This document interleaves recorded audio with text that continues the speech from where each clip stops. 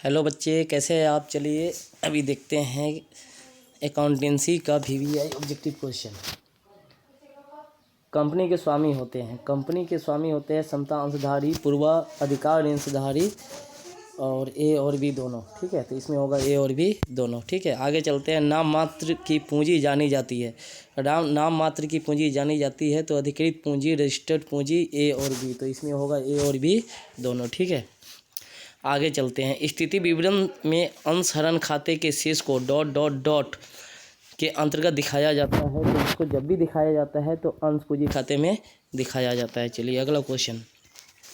जब्त अंशों के पुनर्निर्गमन पर दिए जाने वाले वट्टे की राशि अधिक न हो तो हो सकती है अंश, यानी कि जब्त अंशों पर अब प्रमाण पत्र दिया। ठीक है, चलिए आगे चलते हैं। अधिकार अंश वे होते हैं जिन्हें कंपनी के वर्तमान अंशधारियों में निर्गमित किया जाता है। ठीक है, आगे चलते हैं।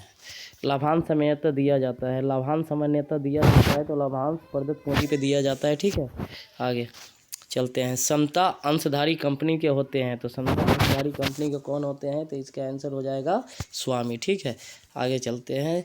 जब्त किए गए अंशों के पुनर्निर्गमन के बाद अंशहरण खाते को हस्तांतरित किया जाता है तो पूंजी संचय खाते में। ठीक है, फिर आगे चलते हैं, देखते हैं। कंपनी अधिनियम के प्रावधानों के अंतर्गत एक कंपनी निर्गमित कर सकती है, तो एक कंपनी क्या निर्गमित कर सकती है, तो समता अंश और पूर्वाधिकार अंश। ठीक है, फिर आगे चलते हैं।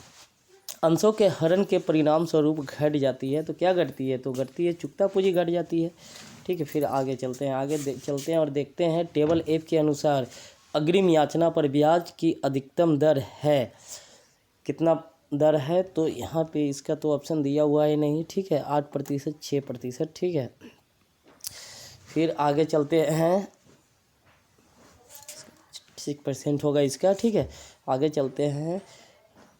वह अधिकतम राशि जिससे अधिक कंपनी को अपने अंशों के निर्गमन द्वारा कोष जुटाने की आज्ञा नहीं होती, तो वो है अधिकृत पूंजी। ठीक है, आगे चलते हैं और देखते हैं। यदि 10 वाला समता अंश 12 पर निर्गमित किया जाता है तो उसे हम बोलेंगे इशू एट प्रीमियम, यानी कि अधिमूल्य पर निर्गमन। ठीक है, अगला क्वेश्चन देखते हैं। अंशों के निर्गमन पर अधिलाभ का उपयोग किया जाता है, तो अधिलाभ का उपयोग कहाँ पे किया जाता है, तो बोनस पे। ठीक है, आगे चलते हैं।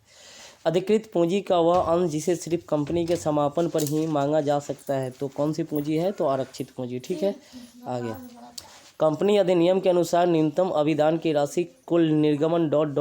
निर्धारण कर दी गई है, तो कितना, तो 5 है, 50 है, 90, इनमें से कोई नहीं, तो इसमें से कोई नहीं होगा। ठीक है, चलिए। कंपनी अधिनियम 2013 के टेबल F के अनुसार बकाया याचना ब्याज की दर ... से अधिक नहीं हो सकती, 10% से अधिक नहीं हो सकती है। दायित्व, चलिए अगला है। दायित्वों की कुल राशि में सम्मिलित होता है, तो क्या सम्मिलित होता है, तो चुकता पूंजी। ठीक है, आगे चलते हैं। अंश आवंटन होता है कौन, तो व्यक्तिगत खाता। ठीक है, अंश के अधिमूल्य के आर्थिक चिट्ठे को किस पक्ष में दिखाया जाता है, तो दायित्व पक्ष में। ठीक है, चलिए आगे चलते हैं। अंशों का अधिमूल्य पर निर्गमन है कौन सा, तो पूंजीकृत लाभ। ठीक है, आगे। अंशधारी प्राप्त कर सकते हैं, तो क्या, तो लाभांश। ठीक है, आगे चलते हैं।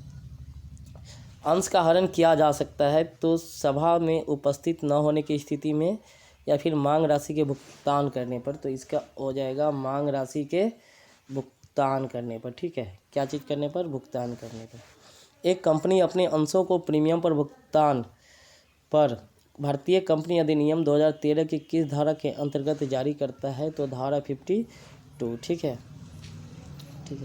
अगला। कंपनी प्रतिभूति प्रीमियम का प्रयोग कर सकता है, तो कब कर सकता है, पुनः प्रदत्त बोनस अंशों का निर्गमन करने के लिए। ठीक है, अगला देखते हैं।